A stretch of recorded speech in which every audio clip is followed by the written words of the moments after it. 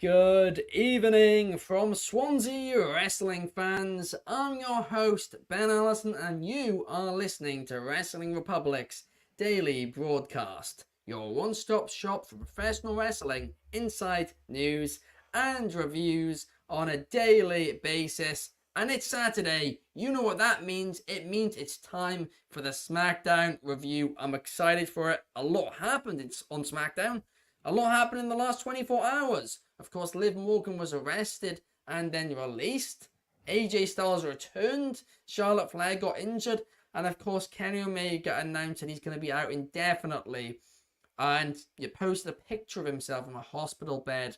So our thoughts are with both Kenny Omega and Charlotte Flair at this time. It's great to have AJ Styles back.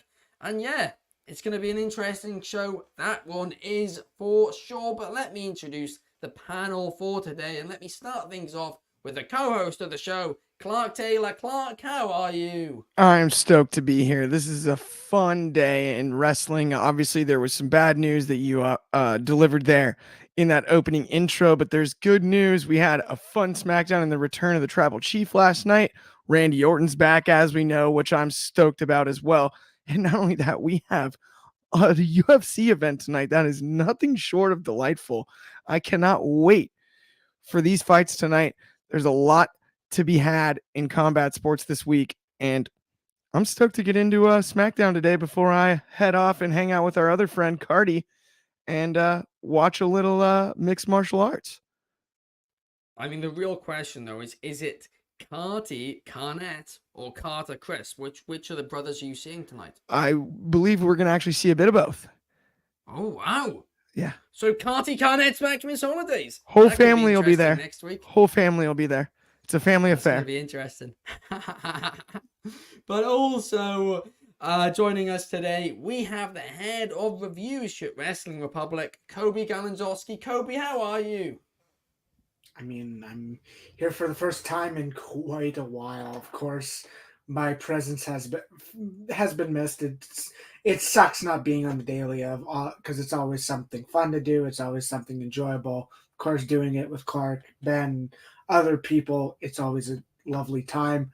Here, I was thinking Carty Cornett and Carter Crisp were cousins, not brothers. But I mean, who knows?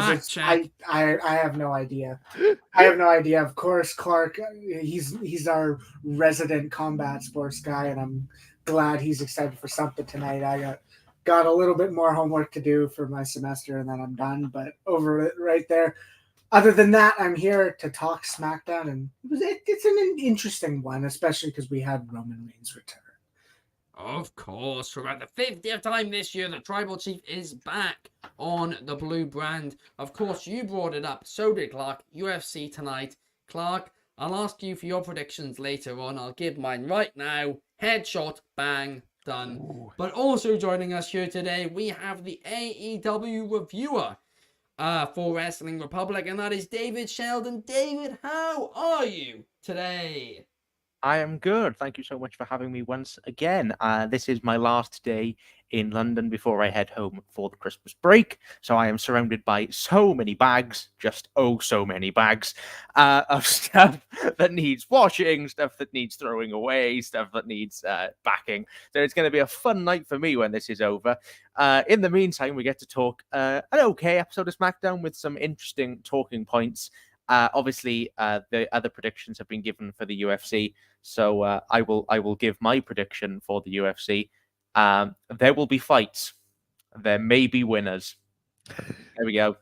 There'll definitely be winners. There'll be winners.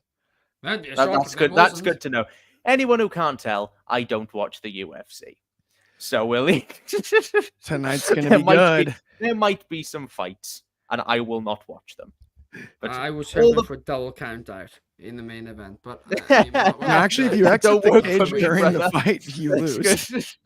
You lose. Got to protect What both happens if they guys. both jump out and their feet touch the floor at the same time? What would happen then? Then Vince McMahon will It'd come be out the and tear Royal both quads. Vince comes out and tears both quads. Actually, now that Endeavor owns both, that's actually what happens by rule. And then they restart the match. That's the only scenario where that's possible. But they review the tape for like 30 minutes, delay the whole show. That would be an absolute nightmare. So let's do it tonight. But like David said, he's leaving London and going back to Wales tomorrow. I've just got back home in Wales today. Got a bit of a new setup here, trying a few new things out. And of course, there'll be a few upgrades to it over time as well. But it's Christmas.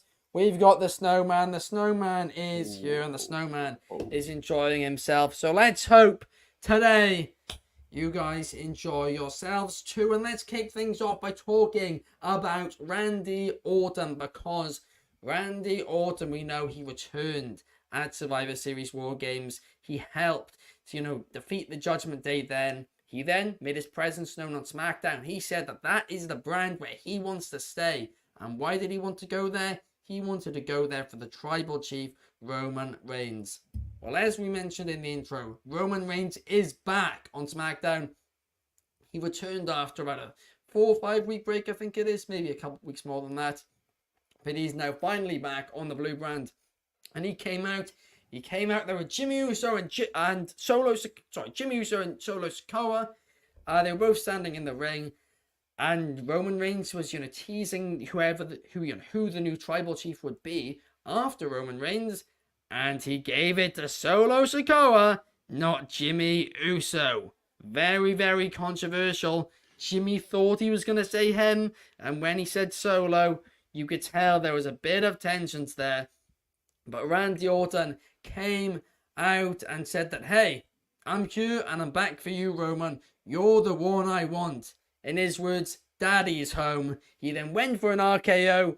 Roman Reigns managed to, kind of escape. But Randy Orton was just teasing him. And he is now in the head of the tribal chief. The head of the table.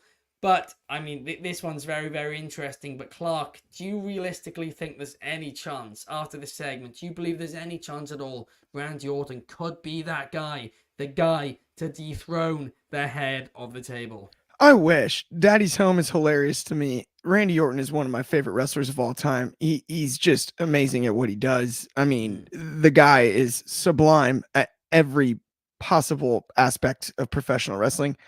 And you know what I love about this is it's really funny. Over the years with Randy Orton, he's been analyzed different at various points in his career, right? It's like, oh, he's the most talented guy in his youth, but he's immature. And then it was like, now he's the most talented guy and he's undeniable, but he's still immature. And now it's like, then all of a sudden it's like, oh, but he's matured now and he's like a locker room guy. But, we've had him for so long that he's a little bit overlooked. And then he continues to reinvent himself. As a babyface, maybe there was a little bit of criticism back in the day. I don't think there's anything you can criticize about this babyface version of Randy Orton because he's given you a piece of every part of his career and the reception is massive and he looks to be in great shape and it's just awesome to have him back. Would I personally like to see him take out Roman Reigns and be the one to dethrone him? Absolutely. Sign me up. That'd be great. Just shake it up. Why not? And I think Orton, I'm cool with it. But do I think that that's what's going to happen? Or that it would be received as positively by the general WWE universe or the fan base as it would be by myself? Probably not.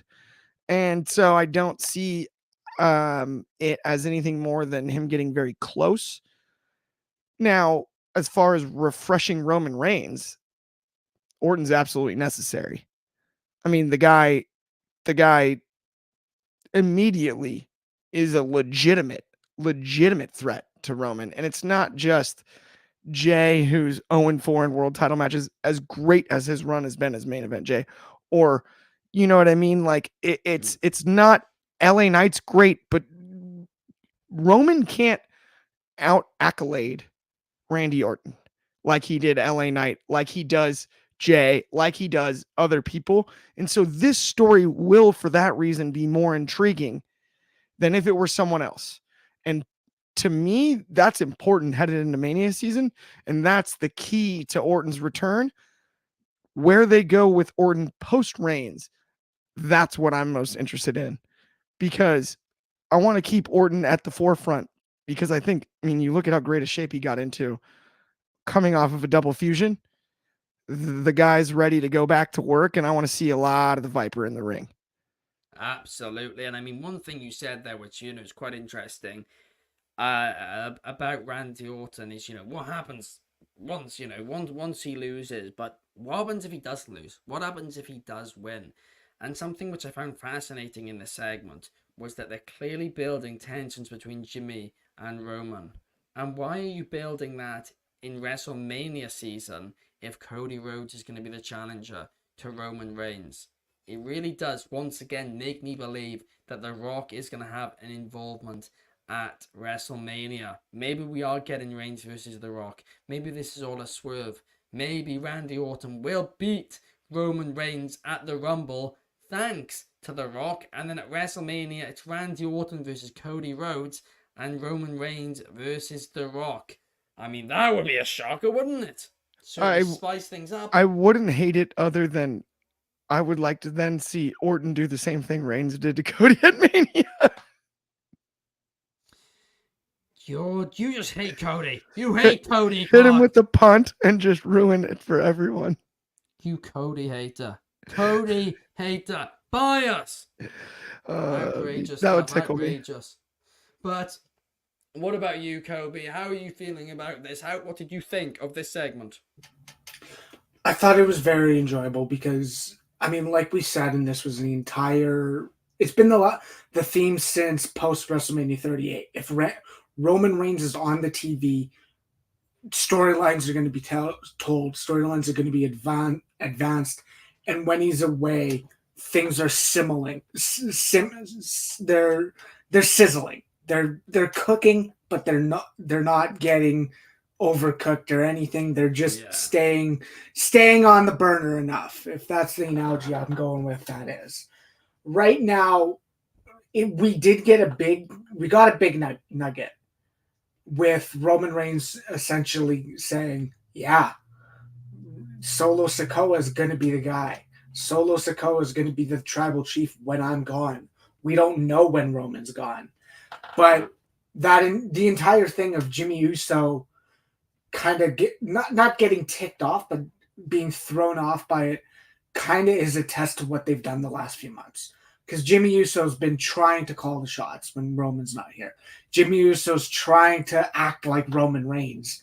There was a lot of promos where he wanted Heyman to present him with the mic, and he's doing those mannerisms. I like it. Obviously, it's not effective, or he's not as effective on WWE programming like Jey Uso is right now. But he is doing something interesting. I still find it like I don't know where we're going either. That's the thing. Jim, what's this tension for? I don't know. Randy Orton being there, obviously, I don't want to say it breathes life into this title reign, but it's another challenge. It's like, okay, this is something we need to do. This is something we get to do. We get to enjoy, because Randy Orton, and no one's unhappy to see Randy Orton on our screen now, because it's been 18 months. And right now, I'm thoroughly enjoying it. He's making us laugh, especially the line after the RKO, talking about Roman doing something to his pants. It was funny. It's funny. It's good. He's enjoyable. He's having fun. I'm glad he's back, but I do think it's going to be hard to make us believe that Randy Orton could win or could dethrone Roman Reigns. That's the biggest issue. That is certainly, Kobe, something which I'll agree with you on, and I mean quite a few of the Instagram comments agree with you as well, because he's been champion for so long. Losing at the Rumble, that would certainly be a shock. We got Bobby Batito over on YouTube. Hello, Bobby. I hope you're having a great day. But what about you, David? Of course, in the main event, Jimmy Uso lost to Randy Orton, and we'll get on to the aftermath of that later on. But Randy Orton got the upper hand on SmackDown. Do you reckon that this is just going to set him up to a loss at the Rumble? Yes. Yes, I do. I'm not starting debating this again because we debated this before, but he's not winning. He's not winning. Also, we'll get to it in the main event. I'm not entirely convinced that Roman Randy is the match for the Rumble, but I'll get to that later. He will be involved, but I think there's more to it, and I'll get to that later. The segment was fine. I liked I thought Jimmy was funny. I like the acting. I just think there's a better story that could have been told here because the problem is Jimmy's been beaten more than bongo drums. So like in fairness, Jay has as well, but Jay still feels like a much bigger deal right now. Jimmy does feel stone cold, not Austin. I feel like what might have been quite interesting is when Jimmy turned, if they'd have done this exact same segment this week, but the story had been that Jimmy had kind of turned on his brother, then had no idea what to do, lost for a while, and then be coaxed back into the bloodline. Like have proper manipulative Roman and have Jimmy endeavor to prove Roman that he made the right choice by actually winning and actually putting in effort and trying and building through wins, only to get to this point and Roman to just spite him and just say, no, actually it's Solo because you turned your back on me. So actually bow down to Solo because he never abandoned me. And that's starting the next phase of a story. I think that's more interesting because this is the thing that like Jimmy's delusional and that's funny because he's delusional. But I don't see where that builds to anything really major for him beyond this. He's delusional. That's funny. Ha ha.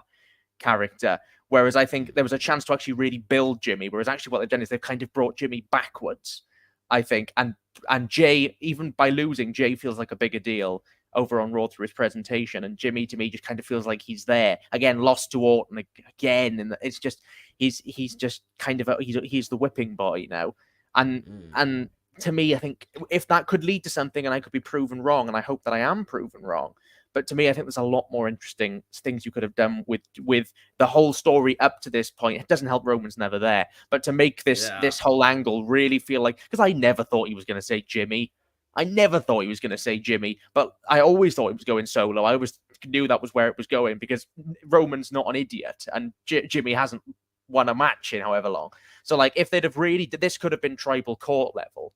If this was the point of like building it up and it was like, oh, this is finally the point where Jimmy's proven himself back into the bloodline and there's the switch.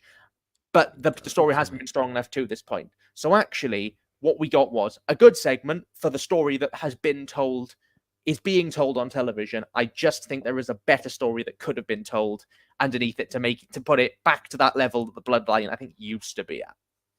Yeah, no, I undoubtedly agree with you, David. I really, really do. If they did just, tell that story a bit more, establish Jimmy as a singles competitor a bit more, then I think the crowd would have been a lot more, sympathetic towards Jimmy as well after this segment. But instead, it kind of got a bit of a mediocre reaction. But now let's move on and let's get in Clark, because of course, Clark, you every Tuesday night on NXT our post show here for NXT here at Wrestling Republic, you talk about a certain somebody, and that certain somebody is Carmelo Hayes. Well, Carmelo Hayes made his SmackDown debut last night against Grayson Waller, an ex-rival of his, back down in NXT.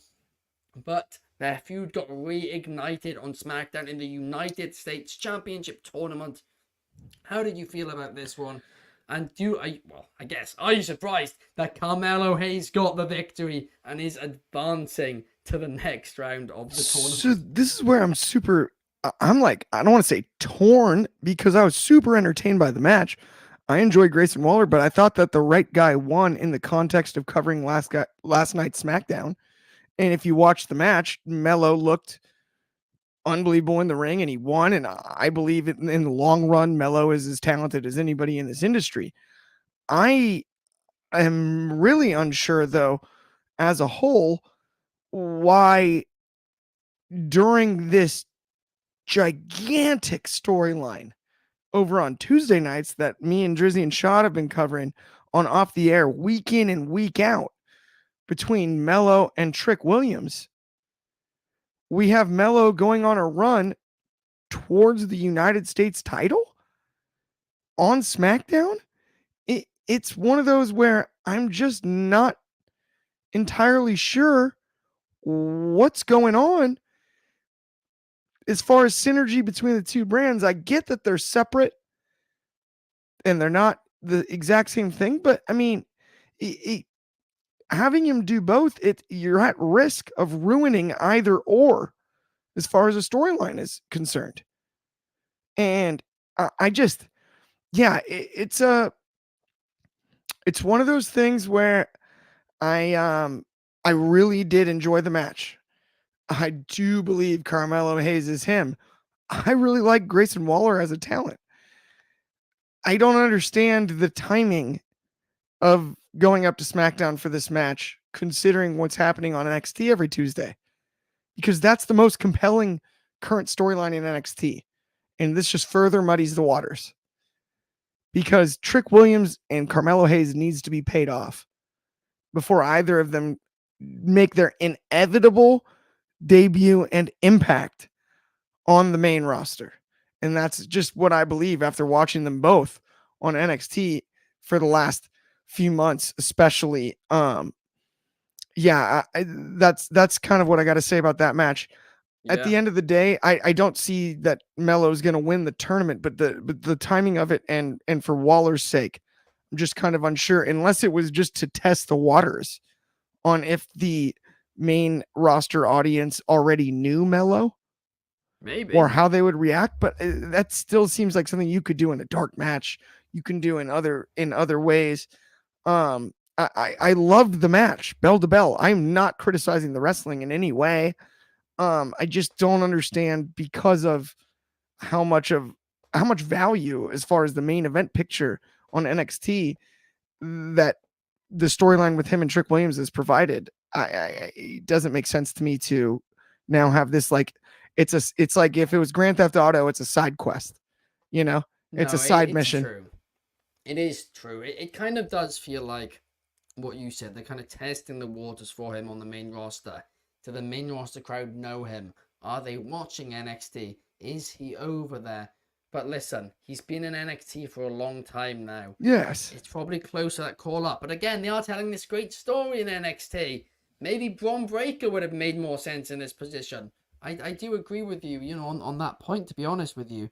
But we do have a comment here from Bobby Petito saying that he thinks it's great to see Carmelo Hayes debut. I mean, I agree. I enjoyed the segment. I didn't want to be overly critical too, Ben, and sorry to cut you off there, but yeah, no, to address Bobby's comment, like I don't want to be overly critical. I enjoyed the match. I love Carmelo Hayes. I think he's awesome. It just, I viewed him as the babyface in this match. And in my eyes, he's very clearly the heel on Tuesday nights. Not yet. He's an innocent man. Yeah, it's he's claiming innocence, but it's the most heelish innocence you can claim. And he cracked Trick over the head with the belt last week. We saw that.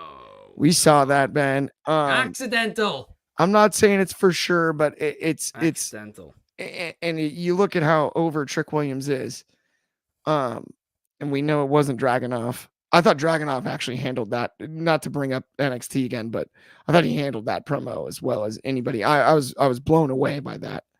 I just want to remind you, Clark, that of course, a few months ago, Christian Cage, in your words, ran away at Full Gear or Wrestle Dream, whatever one it was, in a 6-man tag team match. When in fact, as I correctly stated, he just went to go and get help for Ric Flair. Now it's becoming more and more obvious after those sickening actions by Adam Copeland towards Nick Wayne that, of course, Adam Copeland is indeed the bad guy, and Christian Cage is, salt of the earth. He's an absolutely Ben's turning heel bloke. Here. I've been the heel this whole time, and Ben's trying to do a double turn. No, as soon as I have any kind of babyface tendencies. Innocent. We're not doing a double turn. He's innocent. Carmelo Hayes is innocent. Quote me on that, guys. But now let's move on, and let's move on to talk about the other match in this tournament. And of course, that was Kevin Owens facing Austin Theory. Now, listen, we talked about it on yesterday's show. We talk about it every time we see Austin Theory. he had a lot of potential when he joined WWE, but that potential just hasn't translated to the main roster. His character's just been nothing of note. And Anthony yesterday speculated, hey, what happens if, he went away from WWE for a few months, or, maybe a year or two, went to the independent scene, developed his skills, got himself a bit more, made himself a little bit, obviously, more older as time goes on as well, and just learned a bit more. And honestly, maybe that is the way forward. But I'll say this, right? In this match against Kevin Owens, Austin Theory played his role great. I really do think this guy is just... I feel like he's overhated at this point.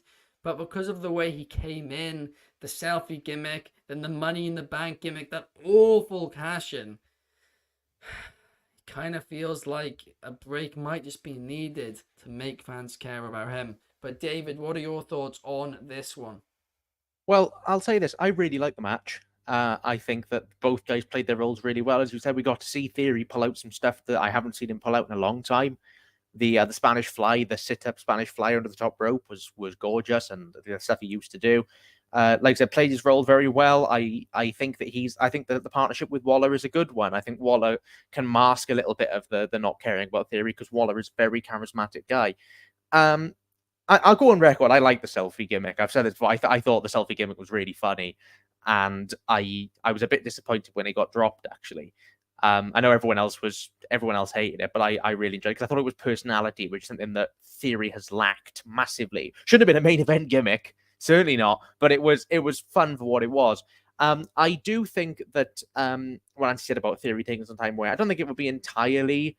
I don't think that it would be a bad idea by any means. I don't know with Theory, because I do like the guy, and but I have said that I do think he is a bit dull. But if they can build something off Theory's character, I think there's possibility it can work. And I do think he worked really well in this match against Owens. I don't really know what the solution is to make people care about him long term. It may be leaving.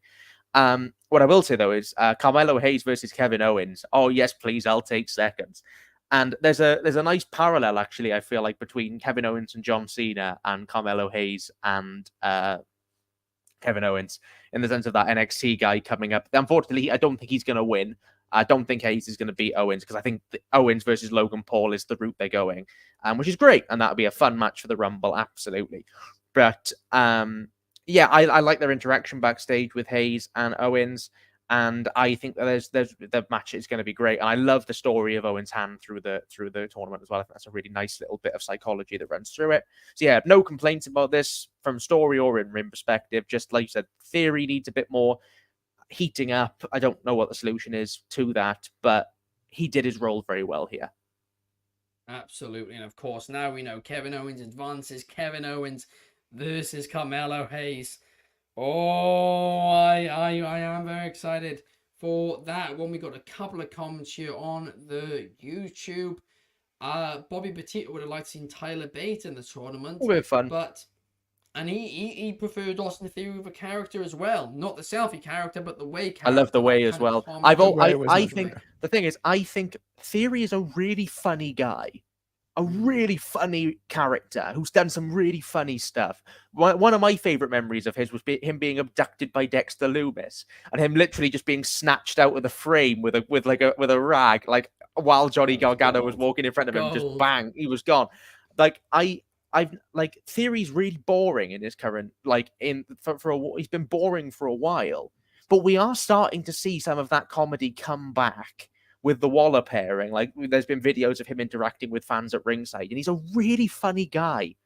Just needs that, just play into it, play into the humor, because he is talented. He's great in the ring. He's good on the mic when he wants to be, and he's humorous. Just play into his strengths, trying to make him a tough guy like they did for a while. It doesn't work, because he doesn't give that vibe off to me, no matter how many muscles he has. It's true. He's got a lot of muscles, though. I will say this one. Now, I'm going to go full screen for this comment, because we have a comment here from Anthony Manzano, who's saying, if you guys watch boxing, I don't, but Clark does. You Prince might understand Nazim, it's Hamed. It's spot on. The comparison is spot on. It's hilarious. So the comparison is when I look at Grayson Waller, he reminds me a little bit of Prince Nassim Hamed. Is it? Hamed. In terms of talking trash and never backing it up. It is so true. I mean, Prince Nazim did basically like a Shawn Michaels entrance once from the rafters and just got knocked unconscious. Like, absolutely. The boxing version of a jobber, I'm guessing. He entered, like, the other guy just walked out to a normal song and he enters from the rafters and just gets absolutely clipped, like, early in the fight, too. It was just like, oh no. And then he even did once he did a magic carpet entrance too, as well. And I actually believe he lost a decision in that one, but still, it was like... Not a great record. I No, mean, it we've wasn't. got Ultra X Wrestling agreeing that the way Austin Theory was the best Austin Theory, and yeah, I agree too. I mean, actually, to be honest with you, I might even say the Evolve Austin Theory was the best Austin Theory when he was one of those top prospects. But I mean, oh well, we're in a situation now where it doesn't particularly matter. But now let's move on, and let's move on to talk about the women's division, because of course Charlotte Flair is injured. Charlotte Flair was injured by Asuka last week. Well, in a match with Asuka last week. But Asuka and Kairi Sane teamed up as of course, their former tag team, the Kabuki Warriors, to take on Zelina Vega and Michin last night. And with a little bit of help from the mastermind, Dakota Kai and Bayley, they got the victory. Damage Control are finally, controlling their inner conflicts. They're all on the same page. They had a great video package. Kobe, are you happy about this one? Yeah, I am. So the one thing that I want to say first is, of course, best wishes to Charlotte Flair. We don't want you to be out or injured or unhealthy in any format. We want you to be in the ring and being an entertaining wrestler that you normally are. Get well soon. Hopefully you come back better than ever. All that.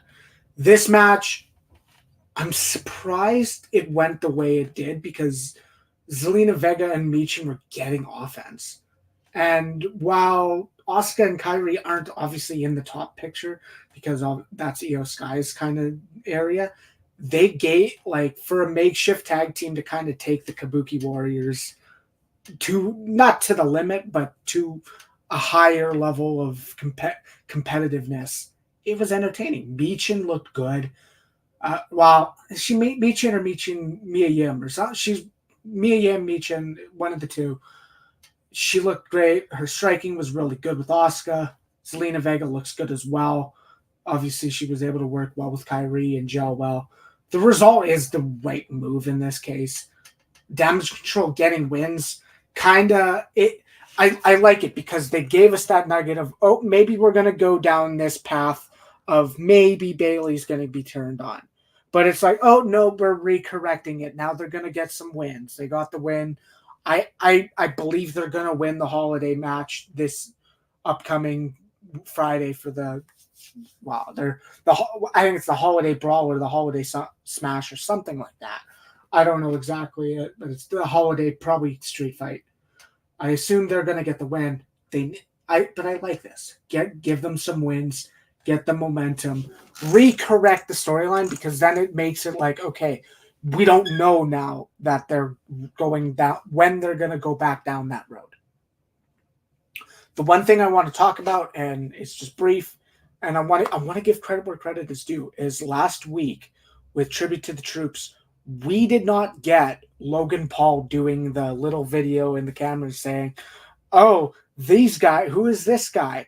And I thought that was very effective. It kind of made it a little predictable that he was like, oh, who is this guy? Some NXT nobody. I've never known your career. You say you are him. And he Logan Paul talking about Carmelo Hayes in that light is interesting, but it also adds to why we don't want to like Logan Paul in the company. He's the heel. Same thing for Kevin Owens. It set up Kevin Owens for probably the victory.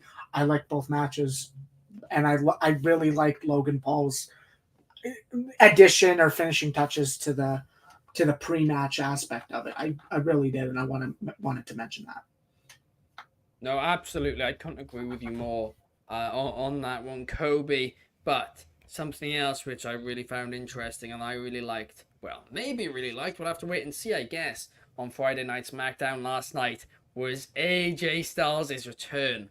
Of course, earlier in the night, I mentioned Randy Orton defeated Jimmy Uso in the main event of SmackDown. Well, that was not all, because after it, a brawl broke out. LA Knight came out. It was just absolute chaos. And who returned? The phenomenal one, AJ Styles, who of course has many issues with the bloodline. But, strangely enough, he also seems to have issues with LA Knight. Yeah! And he turned heel. We're getting a heel AJ Styles again. I am hyped for this. AJ Styles is always, in my eyes, better as a heel. The dude, he's a top heel. He's the type of heel who has top matches, but still just does things which make you really, really annoy you, I guess. And him as a babyface, it just always kind of feels a bit bland. When he's a heel, he's interesting. Let's get Anderson and Gallows back on TV as well. The club, reunite them, have them run through the roster, be the heels I know they can be, and have LA Knight lose the feud because he's too old to be on WWE TV. And AJ Styles. I'm only joking. I'm joking about that one. I'm joking. LA Knight should win the feud, undoubtedly, in my opinion. But I'm excited for it. Kobe, what are your thoughts on this one? So, I found it interesting because I don't want to say we're supposed to believe, but it's now that Roman Reigns has a lot of challengers, which is something we couldn't say 3 months ago. He was going through it, and other than Bobby Lashley, was someone that I want to see a Lashley Roman Reigns feud if Lashley ever makes it to the top of the card again. But now it's like, okay, well, LA Knight deserves a rematch. LA Knight can to the writing, LA Knight can get another one and can be put in that position again. Randy Orton is returned. Of course, he's going to want to be in the picture. He deserves to be in the picture. And of course, the story makes sense because he was taken out from the bloodline. AJ Styles, it's the same thing. He was taken out of the bloodline, and now he finally made his return. He made his intentions known by targeting Roman Reigns with the phenomenal forearm. But it's interesting that he attacked LA Knight. That to me tells me I don't know if we're going in the direction of a Roman versus one person. To me, it's like, and this is a test to what we've seen the last few weeks. We see Randy Orton going to LA Knight. I don't need your help. And LA Knight's like, yeah, the numbers game. We know what the bloodline does. And it's true. LA Knight has some sense and there's true aspects, but Randy Orton's, this is gimmick infringement. Randy Orton's a lone wolf. He doesn't work alone. The last time we saw him do something was Matt Riddle. He had a partner. And now Riddle's gone. He's out of the company, which, whatever, things happen. But that's the thing. I don't know it because now we're in the position where there's tension between Randy Orton and LA Knight. There's brand new tension between LA Knight and AJ Styles. And what tensions exist between Randy and AJ Styles after that phenomenal forearm? I don't know. So it's interesting. That's the direction that they get to mold to the Rumble. That maybe it's not a singles match. I'm gonna have to correct you on one thing, Kobe. You said that nobody saw this, happening, this many challenges, whatever. I actually did I think there's a reel of it 6 months ago where I named Bobby Lashley, as you mentioned, Randy Orton and AJ Styles as the three people I still wanted to see Roman Reigns face. So actually, I called it 6 months ago, not 3 months ago, because I'm always right. Always, without fail, always right. I always predict cash-ins correctly as well. That's the most important thing. But what about you, David? How are you feeling about this? How do you feel about Styles turning heel? You said earlier on you thought maybe, just maybe, because Randy Orton versus Roman Reigns isn't the direction for the Royal Rumble. Because Kobe's just taken my idea directly out my mouth. I think we are going 4-way. I think we are going 4-way for the Rumble. LA Knight, AJ Styles, Randy, and Roman. I just think it makes it more interesting. I don't think because I don't buy that any of those three are beating Roman, but I at least think that there's more meat on bones of different stories you can tell, and even stories then that if that opens the show, for example, you can then bleed it into the Rumble then. So you can have Orton and LA Knight, for example, enter the Rumble, or just like two of them enter the Rumble, and then that builds stories. They always do this. They always have a world title match to start, and then stick that person in the Rumble later in the show. So I could see them doing that. I just think it makes everything more interesting. I like the fact that Styles has turned heel, exactly as you said. Styles is much better as a heel. I think the execution of it was a bit clunky, if I'm being honest. They did the turn, and the turn was all good. Everything was fine up until the turn, but then AJ walked off. Then Roman just kind of stood there. Then they cut back to the ring, and then LA Knight stood up, and then he was shouting at the Bloodline, and then they were trying to do a rundown of the show and going, "Come and watch the eight-woman tag next week." And it was like it kind of ended on a whimper, and for me, the focus didn't end on AJ Styles where it should have ended on AJ Styles, and it kind of ended in this kind of mess of things. But I do like the fact that Styles has turned. I think it's the right decision. I do think we'll have Styles versus Knight probably as a singles match on TV. At some point that will build around this bigger story. And I just think more challenges for Roman is a good thing. If he can survive through the Rumble with multiple people, have a clean win for once, maybe, or something, or if not that, then something with Jimmy, something with Solo. We know the drill by now, but I just think the 4-way will make for more interesting combination of things as it currently stands, rather than just Roman and Randy. Yeah, no, I couldn't agree with you more on that one. 4-way, multiple moving elements, and a lot of interest overall. But now, let's move on. Last but certainly not least, Clark, what is your thoughts on the AJ Styles heel turn, him turning heel once again? We saw it with Jericho back in the day. So not Jericho back in the day, Jericho turned on him. We saw back in the day with John Cena. He's now heel once again. I dig it. Are you excited for it? I think he's as close to a tweener as he is a heel, because you got to admit that he still is targeting the Bloodline. I think, we mentioned the lone wolf thing. Like, AJ isn't buddies with Roman Reigns. And, we've talked a lot about how great the babyface scene is on Raw, and it is on SmackDown as well. There's plenty of challengers for Roman Reigns' title. Now that LA Knight has elevated himself somehow coming out of the loss, he feels still like a main eventer. You add AJ Styles to the mix with a bit more of an attitude. I look at him as a tweener as much as anything. I don't think this is a long heel run. I think it's a short-term heel run to get him right back to being cheered as a potential challenger for whether it be the Viper, who we see a flip with, where Randy Orton we know can operate as a heel, or Roman Reigns for that matter. Either or doesn't matter in my eyes. And I mean, Seth is versatile as well, and we're going to have to see some kind of shakeup coming out of Mania, because we've talked a lot about the results that we could see as far as title changes and whatnot at that event.